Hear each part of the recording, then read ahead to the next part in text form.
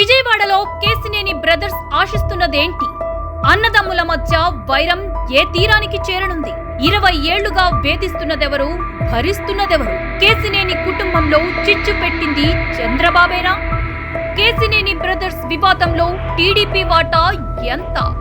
నాని చిన్నీలది రాజకీయ కొట్లాటన, అధికారానికి అహానికి మధ్య పోట్లాటన? కేసినేని బ్రదర్స్ గా పేరున్న శ్రీనివాస్ శివనాథ్ల వివాదం గురించి పూర్తిగా తెలుసుకోవాలంటే ఈ వీడియోను చివరి వరకు చూడండి.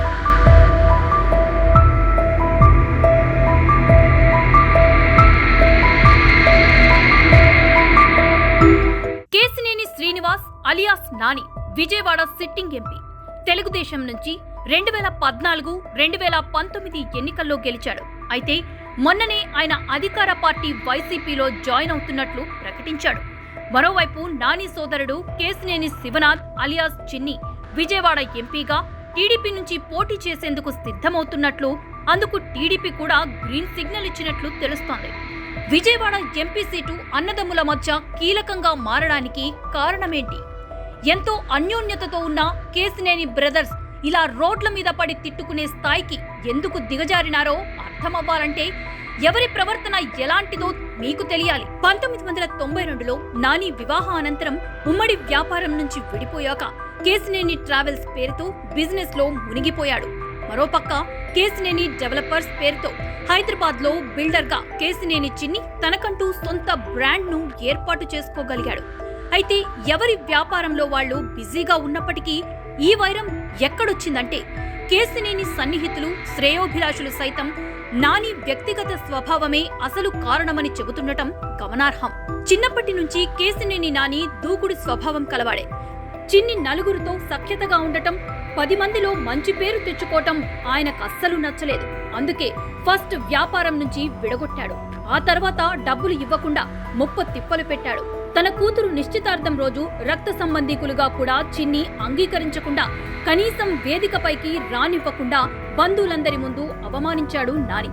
చిన్ని కుటుంబానికి ఎంతో దగ్గరగా ఉండే తన కూతురు శ్వేతను కూడా కలవద్దని వెళ్లగొట్టాడు. చిన్ని భార్య జానకి తన కారుకు ఎంపీ స్టిక్కర్ అంటించుకుని తిరుగుతుందని, తన అధికారాన్ని దుర్వినియోగం చేస్తున్నారని హైదరాబాద్ పోలీసులపై ఒత్తిడి తెచ్చి ఎఫ్ఐఆర్ కట్టించాడు నాని. పోలీసులు జానకి కారును ఆపి తనిఖీలు చేస్తే ఆ స్టిక్కర్ అప్పటి ఎంపీ, నేటి తెలంగాణ సీఎం రేవంత్ రెడ్డిదని తేలింది. రేవంత్ రెడ్డి చిన్ని సన్నిహితులు కావటం వలన ఆ స్టిక్కర్ కథ ముగిసిపోయింది. ఈ సంఘటన చిన్నిలో కోపంతో పాటు వేదన కూడా పెంచింది.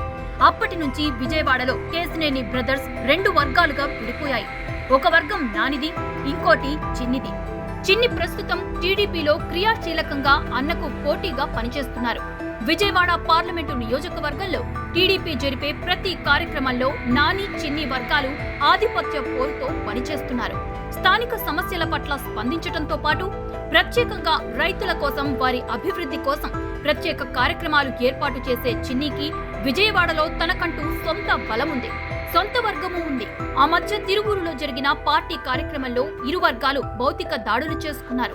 ఆ ఉదంతంలో నానిదే తప్పుగా తేలడంతో టీడీపీ అధినేత నానిని మందలించటంతో మనస్తాపం చెందిన నాని నేరుగా వైసీపీలో చేరుతున్నట్లు ప్రకటించాడు.